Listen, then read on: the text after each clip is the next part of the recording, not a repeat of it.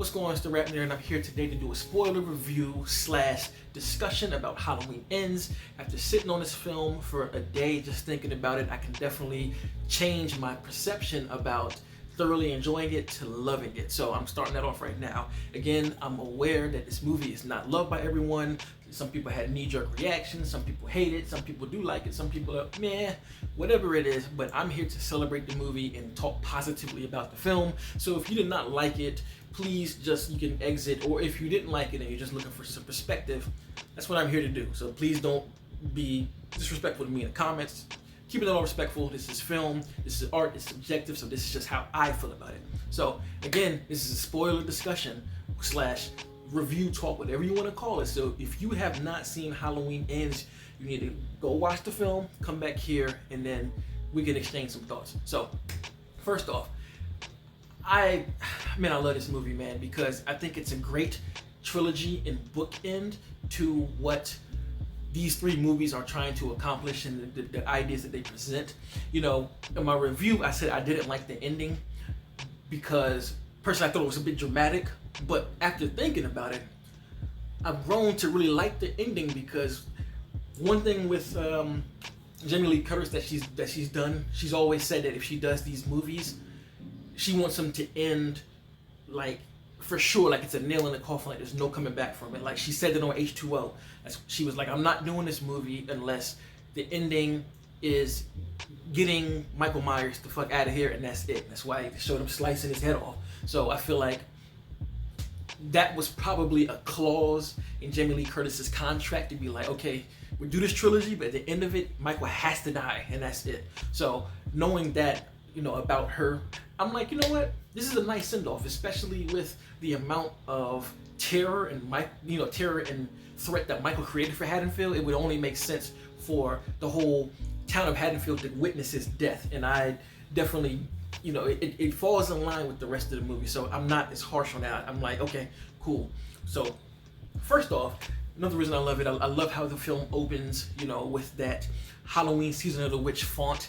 And to me, when I saw that in the theater, I already was kind of like, this is definitely going to be different, just because I'm a super fan of the franchise, for those who don't know. I mean, obviously, I talk about Halloween all year long, but when I saw that, I was like, yeah, this is going to be different, because when you think about it, within this trilogy, you know, compared to the original, this is the third movie as it was in the OG. So I already knew they were going to take it somewhere else.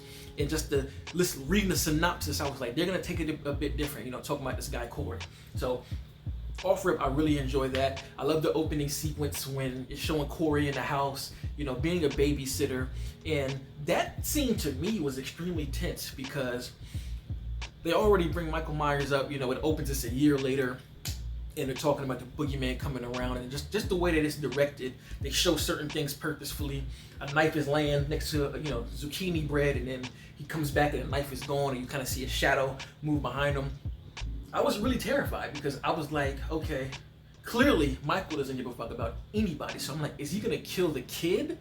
And you know, Michael's gonna end up framing this kid to be, you know, the one that killed him, or how is it gonna work? And of course, you know, when it gets to the point where they're bumping around and Corey's kicking the door open, and the door opens, and then the scene cuts back to, you know, the stairway. It's just sitting there. You see a body fall, and it's the kid. Woo, was that unexpected? Like, my whole theater let out a oh, because we didn't expect that at all.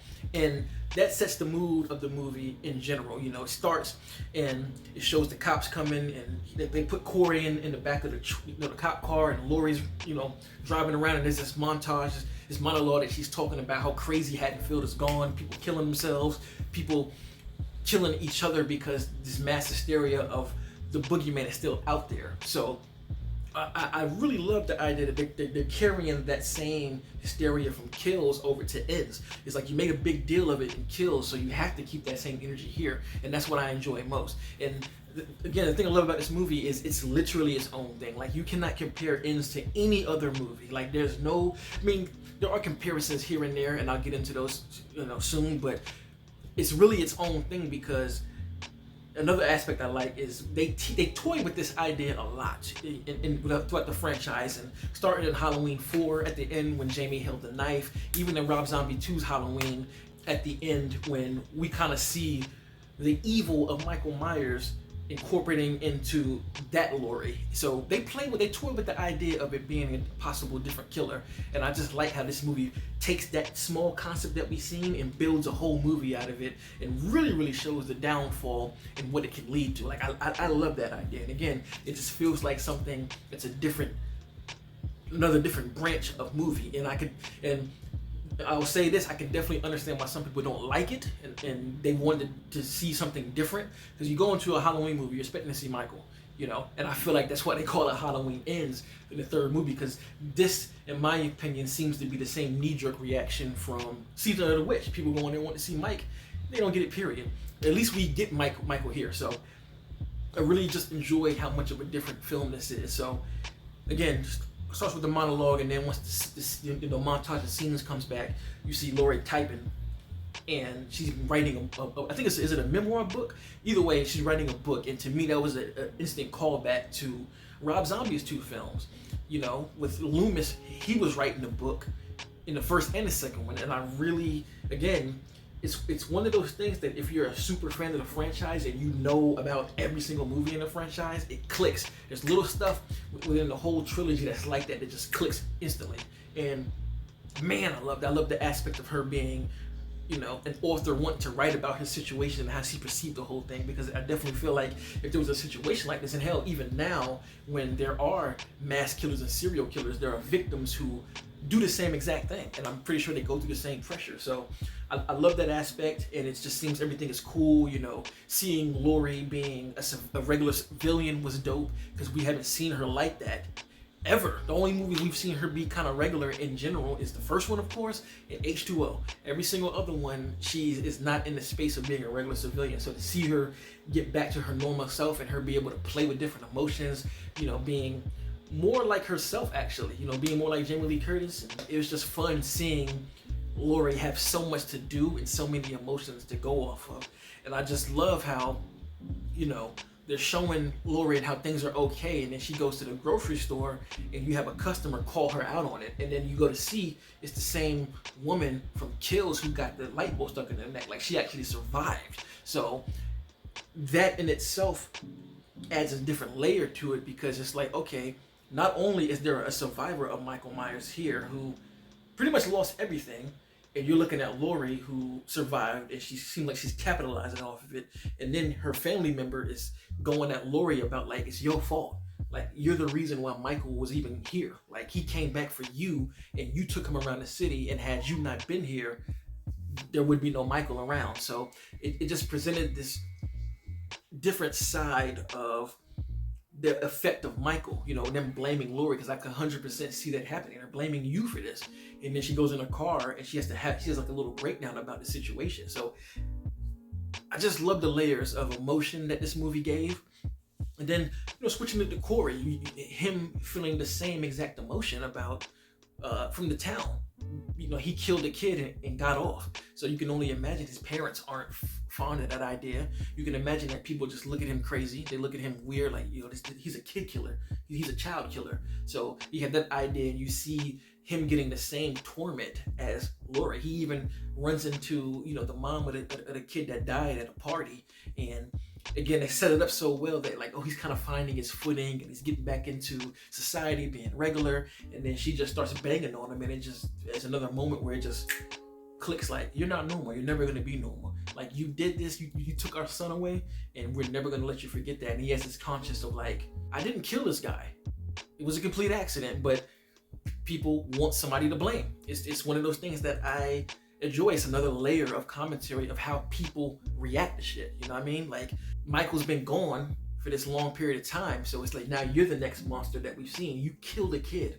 It's not okay. I mean, killing isn't okay in general, but you killed a kid. There's a different level of, I guess, sympathy when a child is passes, as we all know. So now he's the monster, and I just really enjoy seeing him trying to put the pieces back together, and it just slowly but surely doesn't happen. And the next layer of emotion that I like about the film is the idea of trauma bonding. Like, this movie is 100% about trauma bonding and how dangerously toxic it can be. You know, people may see Allison and Lori and Corey's relationship as, you know, weird and doesn't make sense, but that's what trauma bonding is. It's this thing where two people who have gone through similar levels of trauma, they see something in each other and they build a relationship because of the shared experiences with trauma. And that can be, like I said, it can be dangerously toxic. And to me, this movie does that to the highest extent possible, because again, Lori sees Corey getting teased on and she wants to step in to stop it because she knows about bullying, because I'm pretty sure it's one of those things that she sees Corey and thinks about Tommy Doyle, because Tommy Doyle was getting bullied in the very first movie, and she speaks to him about it in many ways, and I'm sure she saw that same thing in him, especially adding to the factor of knowing he's going through something terrible. That's when Lori she befriends him with Allison, because again, this is a circle of trauma. And even if trauma bonding isn't the first thing people run to, it's just a subconscious factor that plays in people who have been hurt, who are damaged people. They see other damaged people and they want to help fix it. Like, I got through my shit, so I want to help you get through yours. And that's where that relationship comes in. Even as the movie continues on and Allison just ignores all of the telltale signs that Corey is crazy, she still wants to bond and be there for him, just because she finally finds somebody who gets looked at the same way she does, who has a certain level of trauma that she does, that can understand her and I can understand you. And I love just how Corey calls her out. He's like, I'm not your project. Like, leave me alone. And he walked away, and you see her just kind of break down because she knows that's what it is. It's all about the trauma bond. And again, when I say it's dangerously toxic, you know, as they're speaking, you know, Allison is getting fed up with everything in Haddonfield. She's just mad and pissed at the world. She wants to leave because she feels like she's stuck here, but she can't leave because she wants Lori to be okay. And her yearning for somebody to understand her, she ignores all of the signs of Corey being fucking crazy. You know what I mean? Like, she's like, I wish I could just leave and burn it all down. She's speaking metaphorically, but Corey is sitting there taking this word for word verbatim. You know, he's like, we can do it if you want to. And and you can see it in her performance. Like, she looks at him kind of like, this is crazy, but I love it that you're this passionate. But it's like, no, that's not what you should do. I really enjoy when, that night that Corey gets into it with the bullies. He falls into the pit and he's pulled in by Michael. And like I said, this tape to me is just so great because it's an idea that has been hinted at, specifically that in Halloween 5 when Michael is living underground, being kept alive by a bum for that year or whatever change. This is that again. Like, this is literally a play off of that idea. And I just like Mike grabs him, looks him in the eye, and he sees, it shows flashes of what Corey's been through, and Mike kind of understands, like, that same blackness Loomis was talking about, that's in you, and he lets him go. And from that point on, I feel like it's one of those things where, you ever heard this? I don't know if you guys have ever heard the phrase like real recognize real, and that's just a term for like you have to recognize it to know it. You know what I mean? It's just like you can look at somebody and understand, like, okay, I understand this guy is a little bit crazy, and I can see it because I've either seen it before and recognized what it looks like, or a little bit of that is in me, and I feel like it plays with that well, and that's why the whole Lori thing comes, where she can see it in Mike. See that same blackness in Corey, because I feel like she's ran into it numerous times to know about it, and there's a little bit of it in themselves. Like, she even breaks it down, and I'm like, oh, I love it. When she's talking to Corey, she's like, there's a little bit of that darkness in us all, but it's just a matter of fact if it's gonna take over and consume us, or can we keep it at bay? Like, I love that speech that she gives him. Even goes when she talks to him later in the movie. But again, Corey looking in Michael's eyes and Michael seeing that in him, and then Corey being able to see that blackness in him that he sees in himself, it just literally opens him up to a whole different thing. That's why when he goes out, he kills that bum, and he's just not moved by it at all. He's just kind of like, whatever, this is what it has to be. And So that's just the layers of emotion. But another thing I do love is like, while the killing isn't on a rampage, I feel like everything is effective. I feel like almost more so than any other film, the kills here just feel very personal and intimate. Like that kill at the doctor's home is terrifying. That is terrifying. That is some shit out of The Strangers. You know, his assistant and the doctor, they're just in there having a good time, and you know, you already know something's gonna happen. The way it's just framed, you know, wide shots, and it's dark, and you just know some shit's happening, but you don't really know to what extent it's gonna happen at. So when you see it, you're like, holy shit, the music is playing, then it just stops, and she walks outside, and I feel like that was a cool little homage. I feel like to Scream, how when Drew Barrymore's character, it's blowing my mind right now because I'm so much in Halloween territory, but flips the light on and it's just so violent, and it's something about Corey's mask that he's wearing at the time. It just seems so regular that it's scary. Like he has the mask on, has the bag over the doctor's head, and he's just stabbing the shit out of him. She tries to run, locks the door, and then the camera pans back and that door opens and Mike comes out. That's some scary shit, man. That's some scary shit. So I just really love the downward spiral he just keeps going on, you know. But even before that scene, you know, he actually goes back down there because he's fed up with the shit and he wants to learn how to kill. And Michael, being who he is and seeing what he sees in him, he's like, why not? And I really love how, you know, as he's stabbing a guy, Michael kind of gets some power back. You know, it makes sense, but not really. But I think that's the point. Again, they're doing things that John Carpenter presented. Like, it's not a reason why. There's really still no reason why Michael's doing this. We don't know. We really don't know. It's just kind of like, you got to watch all three movies and kind of get this ideology about what's happening. Because I even think about the mask, to me, gives a certain level of power to whoever's wearing it.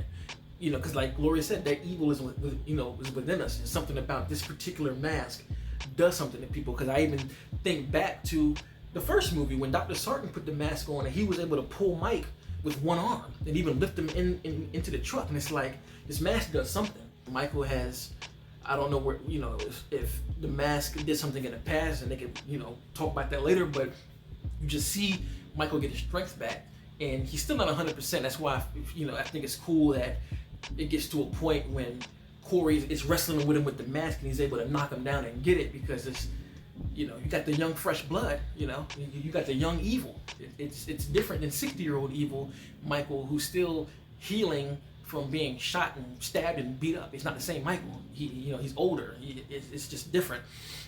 But man, when Corey puts that mask on and goes ape shit, I loved that aspect. That's one of my only gripes about that part, is I feel like that should have been longer. And that's what I was talking about in my review. I wanted to see Corey put the mask on like halfway through the movie, and he's just going around town murking niggas. Like, because when you have somebody else being Michael, I think it just opens up a whole different, you know, number of opportunities, and that's what I love. And that idea is something that I've wanted to see since the ending of Halloween 4. I was like, yo, put somebody else in the mask. Like, I wonder what they would be like, you know. Take Mike out of the picture and let's put somebody who is just as evil as Mike in the mask and see what they do. Because, and what I like about this movie and the way they go about it is, you see Corey before the mask, so you see what he's into. You see, like, he's a mechanic and he knows how to work with his hands. You see that he's physically fit. You see all these things about him, so when he turns into Mike, none of it is foreign. Like, none of it feels weird because you've seen him do it. Like the junkyard kills, pulling up that torch and lighting this motherfucker's dope. Like, dope. I wanted to see more of that, even though that part did suffice, and I loved every kill he did. I loved the off-screen ones, I loved the on-screen ones. That whole sequence was just magnificently directed. Loved it. He went after everybody who talked shit to him, and I loved it. Him putting that mask on was just everything. I would love to see a movie like that again. Like, of somebody else within the mask, because there's so many different possibilities that you could do. One of the most unexpected things was the end of the movie when, you know, he goes over and tries to kill Laurie, but he ends up killing himself. That's one thing I didn't expect to see, and it's just so toxic in this trauma bond that he was talking about. You know, he knows that he has Allison in his grips, and he's like, well, if I can't have her, no one will. And he just stabs himself in the neck, and that just was like, oh. And then Laurie's like, oh damn. She pulls a knife out, and now she's looking crazy. Allison walks in just in time, and she thinks that you know, she has something to do with it. But I just love that as she's leaving, she looks up and she sees the radio station burning down, and it automatically clicks like, oh shit, Corey is fucking crazy. And by the time that comes, Mike comes around and they have their final bout, which was a really good final bout. I feel like the playing field was more equal than it's ever been, and it makes sense with Mike being old as hell. It was actually a really good choreographed fight, and I enjoyed everything about that aspect of it. So you already know that she has to kill Michael, and when she finds out she does kill him, I think that it was cool that all of the characters who were in the movie prior show up. You know, the sheriff, he comes, and you know, the other cops are like, it's not how we do it. And you know, he's like, man, fuck that. No, we need to destroy this body because he has caused too much pain within Haddonfield, and we need to get this man out of here, right? And sure enough, threw his ass in a grinder. Ain't no coming back from it. They had to make sure Mike's body was gone, because up until this point, there's no movie that has ever taken it to this level when it comes to getting rid of Michael. It's always stabbing him, it's always shooting him, it's always stomping his head, but nobody has ever thrown this motherfucker in a grinder, and it's rizzy. I mean, it is a wrap. And of course, they get the fairy tale ending, and I love how they even end the movie with the same way they do the first one, where it's just like a bunch. It's like, I think it's like 3 or 4 still shots. It's 3 or 4 still shots of different things to end it, and then the last frame is Michael's mask in Laurie's house. It's a bow on a trilogy. So this has been a long video, but all of those things are why I thoroughly enjoy Halloween Ends. I like the different route it takes. I'm always for trying to do something different with existing IPs. You know, Halloween has been around since '78. It's literally been 40-something years. There's 13 movies, you know, now counting Ends within the franchise, and I just like that they took a bold swing to give us something different. Now, with bold swings in IPs, it doesn't always work. Some people love it, some people hate it, but hey, I'm on the side of liking the creative choices, and to me, they all work. You know, do some things land harder and worse than others? Of course, but for me, for the most part, everything worked and everything made sense. I could watch everything and I don't really have any questions, and I enjoy bold swings, you know, opposed to doing the same thing. And now that I've seen Ends, I just love this entire trilogy. Because I've said it before. 2018, when it first came out, I thought it was cool. You know, my beef with it was that it, you know, did a lot of rehashing of old grounds. Like 2018 to me felt like redoing 1978 just 40 years later, you know, with the circumstances there. Like I said, it was cool, but it just felt too safe. It felt too familiar for me to really jump into. Like I said, I liked that. I saw it in theaters, and I was like, this is a pretty good movie. I still have my issues with it. I think some of the humor is like a bit much, but you know, I thought it was okay. But when I saw Kills, it made me understand why 2018 was the way it was, and Kills made me appreciate it even more, because you know, 18 is reestablishing of the timeline of who Michael Myers is and what he's capable of. And then you have Kills, which is the same night of 2018, and it's literally a mirror of Halloween 1 and 2, and it's way more violent. Michael is on the prowl, killing way more people.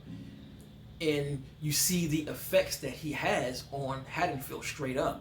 During, you know, from the past to now, he's out in the loose, and the city just implodes on itself because of the mass hysteria Michael has caused.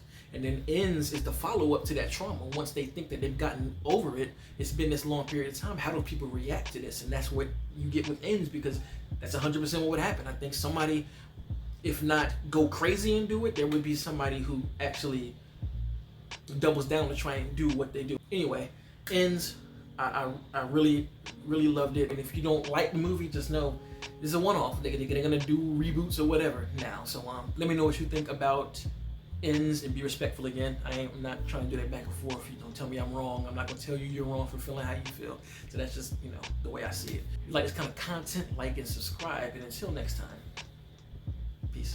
RapNerd Productions, no capping, that's word to mommy.